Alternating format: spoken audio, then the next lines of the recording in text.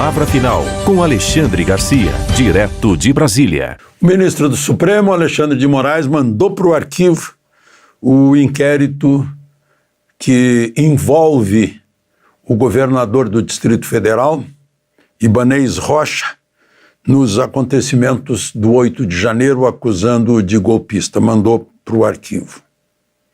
Agora, eu pergunto, peraí, o presidente Lula decretou no mesmo dia, parecia que o decreto já estava pronto,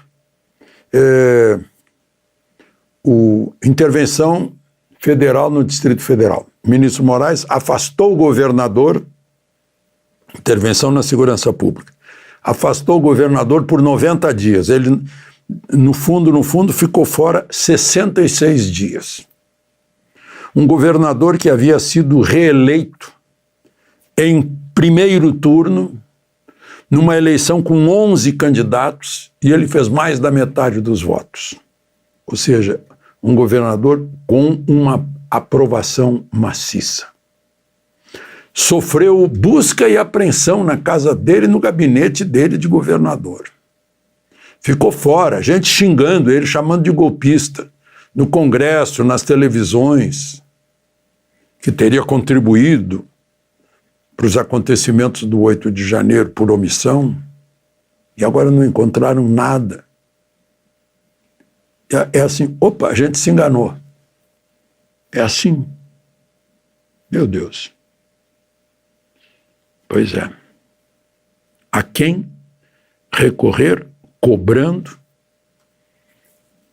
todo o prejuízo moral, político, os vexames, as humilhações. E o governador, segundo está registrado no Correio Brasilense, ainda fez a seguinte frase: agora, sempre confiei na justiça, sou advogado há 30 anos e sei que ela não erra.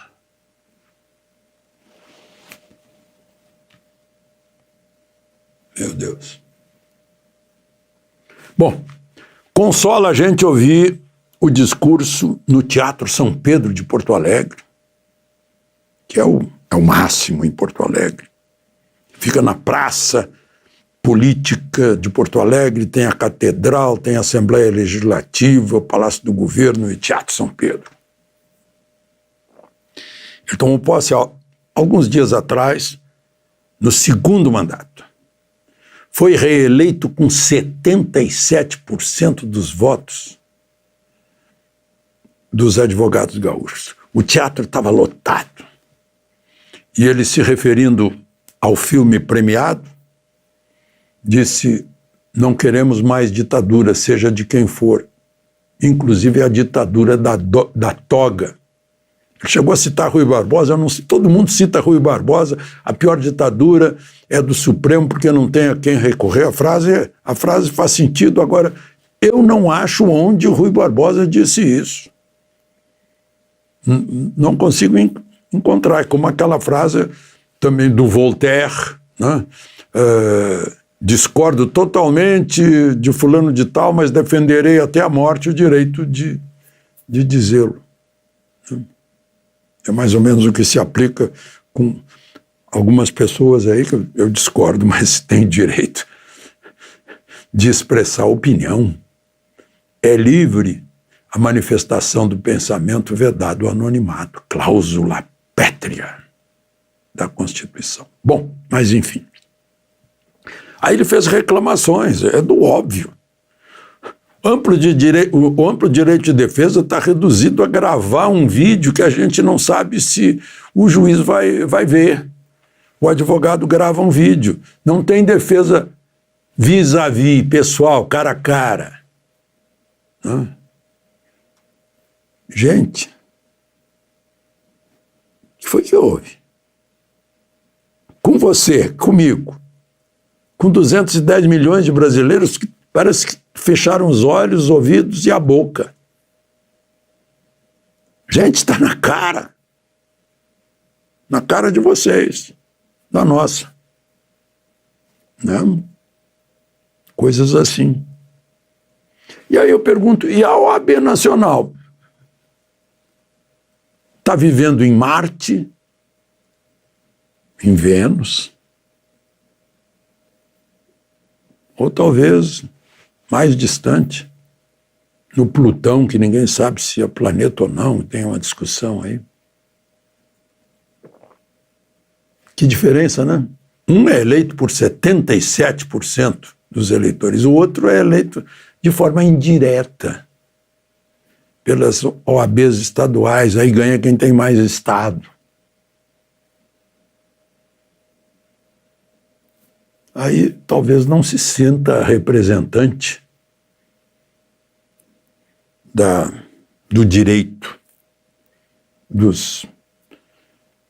daqueles que participam do exercício, da atividade do direito, que busca a justiça. Não.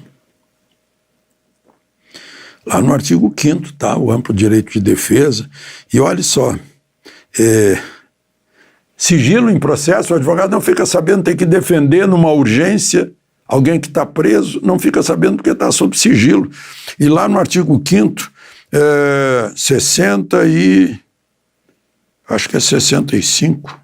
60. Inciso 60, o sigilo é só para proteção da intimidade, né? Ou por razões sociais.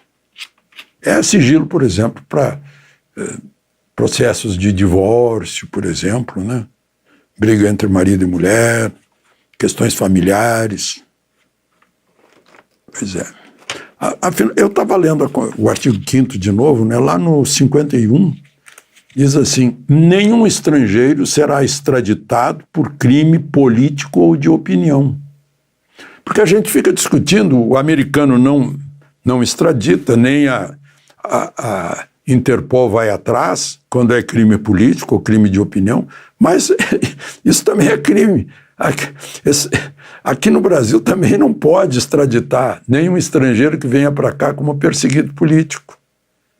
Então, os Estados Unidos e o Brasil têm as mesmas vedações à censura, a mesma liberdade de expressão, só que lá cumprem. É uma questão importante.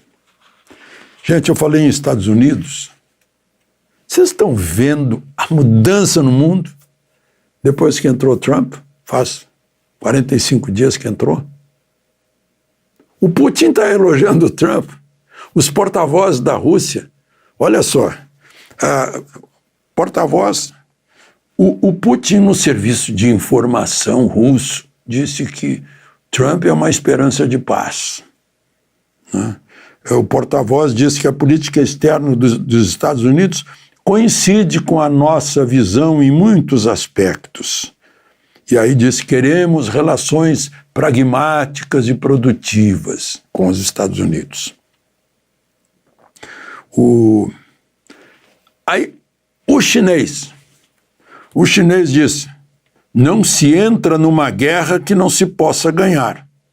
Tem gente achando que ele falou porque é guerra de alíquotas, de taxas alfandegárias. Mas espera aí, isso se aplica exatamente à guerra Rússia-Ucrânia. A Rússia não conseguiu ganhar da Ucrânia. Nem a Ucrânia vai conseguir ganhar da Rússia. Isso aí é a sabedoria chinesa milenar da arte da guerra. Não se entra numa guerra que não se possa ganhar. É burrice, não? Então, essas coisas estão mudando. Teve um telefonema entre Putin e Trump no dia 12 de fevereiro. Depois, né, teve reunião de Trump, Putin, Arábia Saudita, botando o Oriente Médio na questão. A Arábia Saudita é um país poderoso lá, né? Depois teve uma votação dos Estados Unidos pró-Rússia na ONU, né? Enfim, ficam essas questões aí. Aí a Europa parece que está, pelo menos uma maioria, na contramão. Os Estados Unidos não vão mais prestigiar a OTAN e não vão mais nos defender, a Rússia vai nos atacar. Estão com isso na cabeça ou estão inventando para estimular a indústria bélica. Aí o Macron, na total contramão, diz: o poderio nuclear francês vai defender a Europa em lugar dos Estados Unidos. Não disse nessas palavras, mas está oferecendo poderio nuclear para a Alemanha botar na fronteira contra a Rússia. Né? A OTAN devia ter desaparecido quando desapareceu o Pacto de Varsóvia, que eram pactos de defesa. Né? Agora eu vejo a porta-voz do Ministério de Relações Exteriores da Rússia chamar o Macron de charlatão. Tá, pelo jeito, temos uma nova balança de forças aí e uma nova situação. A Europa pensa que vai para a guerra. Eu estou pensando que vai para a paz. Pela negociação de um sujeito que ficou bilionário fazendo negócios,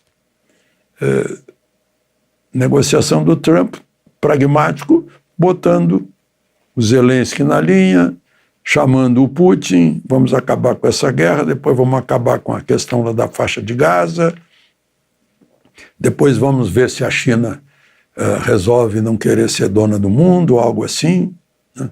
A China está lá no canal do Panamá, que os Estados Unidos devolveram para o Panamá e não para a China. É um outro episódio que a gente vai acompanhar para ver o que vai acontecer. De Brasília, atenção, amanhã, Michele Bolsonaro, confidências de uma primeira-dama. De Brasília, Alexandre Garcia.